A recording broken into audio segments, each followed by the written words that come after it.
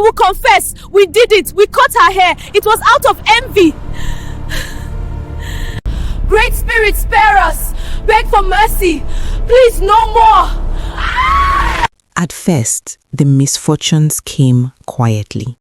Too quietly. A fisherman went to the stream at dawn and returned with an empty basket. The water is low, he said, strangely low. The next day, the stream did not flow at all. By the third day, fish floated lifeless on the surface. Crops began to yellow before their time. Goats refused to eat. Babies cried endlessly at night. Then, people started falling sick. Not loudly, not violently. They simply weakened. An old man collapsed in the marketplace. A pregnant woman lost her strength and could not rise. 2 children died in their sleep. No wounds, no sickness anyone could name. Fear spread like smoke. This is not natural, the villagers whispered. The land is angry. All the while, Amaka and Ngozi said nothing. They denied. They avoided eyes. They pretended nothing was wrong. But the village was no longer listening to lies. The elders summoned the diviners. They came with cowries, bones, chalk, and fire. They sat in a circle under the oldest Iroko tree, listening not to people, but to the earth. When they finished, the eldest diviner spoke. This calamity is not from outside Okemiri, he said. It was born inside a household. A gasp moved through the crowd. The spirit says something blessed was violated, and the hands that did it are still hiding. Murmurs rose, eyes turned from family to family. Mama Ifonala clutched her chest. Baba Naji trembled. Zinara sat quietly, her head covered, her heart heavy. Amaka and Ngozi felt the air tighten around them. That night, the elders declared a fast. They prayed that the spirits themselves would visit the guilty ones, and the spirits listened. That night, Amaka did not sleep. Each time she closed her eyes, she saw hair, long, twisting, growing from the ground, wrapping around her feet. A voice whispered, "You caught what you did not create." She woke screaming. Ngozi slept, but her dreams were worse. She saw the village empty. She saw black earth swallowing houses. She saw Zenara standing silently while roots grew from her own hands. Every night, the dreams returned, stronger, closer, louder. By day, it did not stop. Amaka saw shadows moving where none existed. Ngozi heard whispers others could not hear. They walked through the village like haunted animals.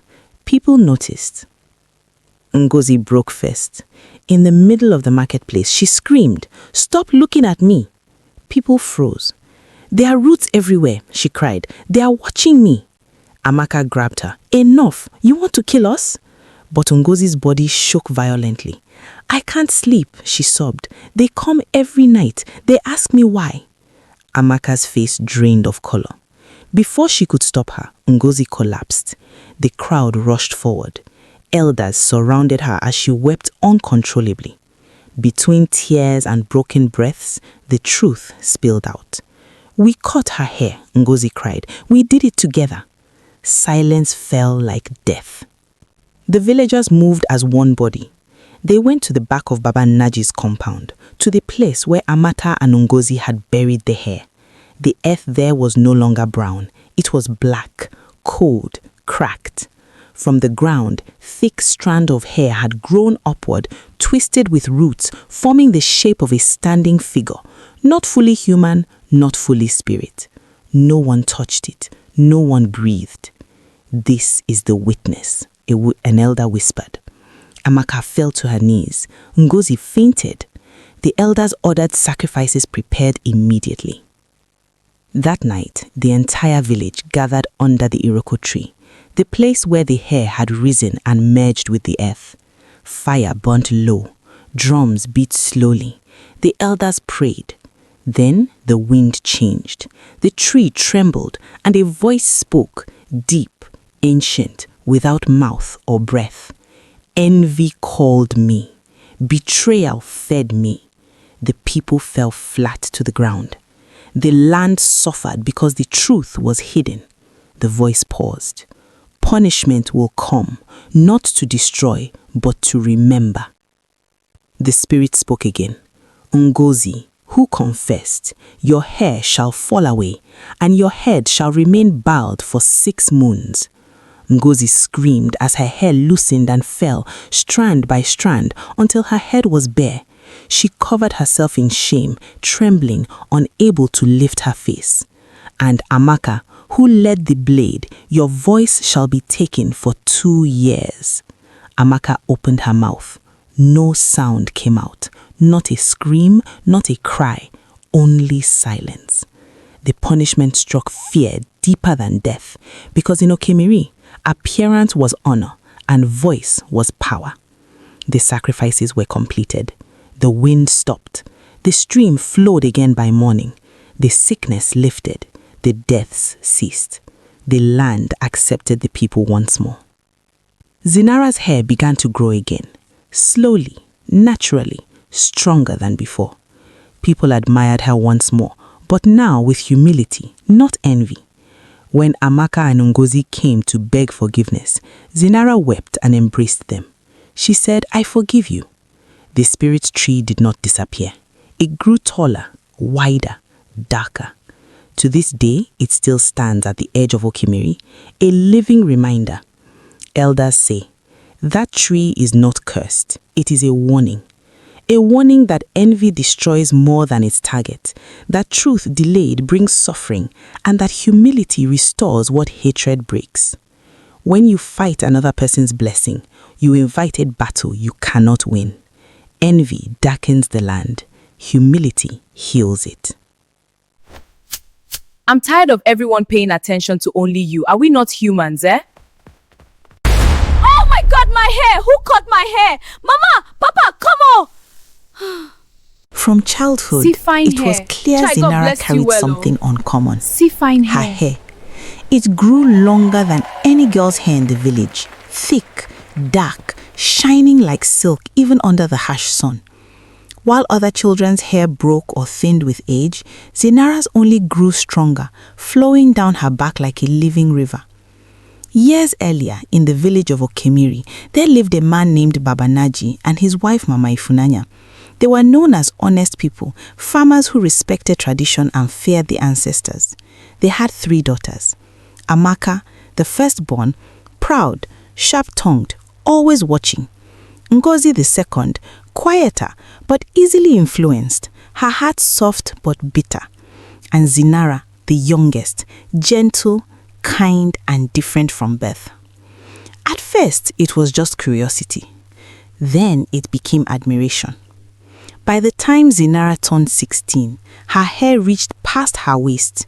When she walked through the market, people stopped to stare. Whose child is this? Strangers asked. Ah, this hair is not ordinary, elders whispered. The spirit must have touched her. Women called her closer just to feel the softness. Children followed her, laughing and reaching for the ends. Even travelers passing through Okemiri paused to look. Some brought gifts. A trader once gave her a string of coral beads. Another offered her a fine cloth from a distant land.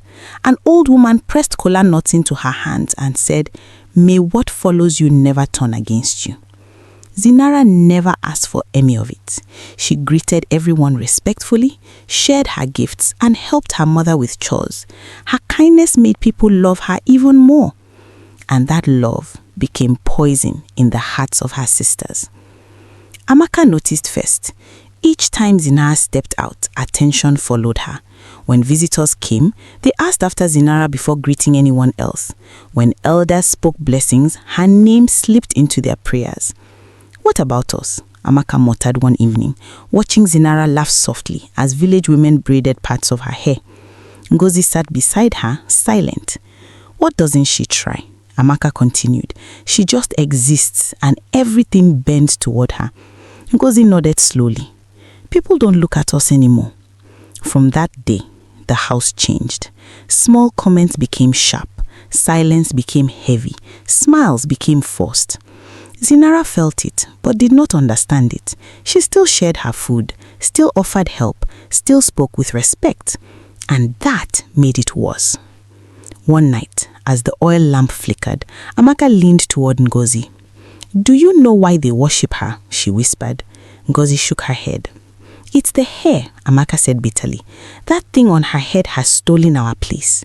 Ngozi hesitated. "But it's just hair." Amaka's eyes hardened. "Nothing that powerful is just anything."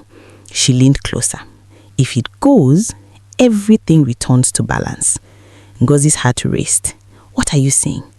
Amaka smiled slowly. "I'm saying we take it." Ngozi said nothing, but she didn't walk away. For days, the sisters watched. They waited. They listened. They noticed Zinara always slept deeply after long days helping at the river and in the farms. They noticed how carefully Mama Ifunaya combed her hair every night, murmuring quiet prayers. One evening, when the village drums fell silent and sleep wrapped the compound, Amaka whispered, "Tonight." Ngozi's hands trembled, but she followed. The room was quiet, except for Zinara's steady breathing. Moonlight spilled through the window, lighting her hair where it spread across the mat like dark silk. Amaka held the blade. Ngozi stood frozen. "Do it," Amaka whispered. Ngozi swallowed hard. Together, they cut. The sound was soft, too soft for what it meant. Zinara stirred but did not wake. They gathered the hair quickly, hearts pounding. As they stepped back, the wind howled suddenly outside. Ngozi gasped. "Did you feel that?" Amaka forced a laugh. "You are imagining things." But neither slept that night. By morning, Zinara awoke screaming. Her hands flew to her head. Her hair was gone. The house filled with confusion, crying, shouting. Mama Ifunaya collapsed to the floor. Baba Naji stood speechless. Outside, something strange happened.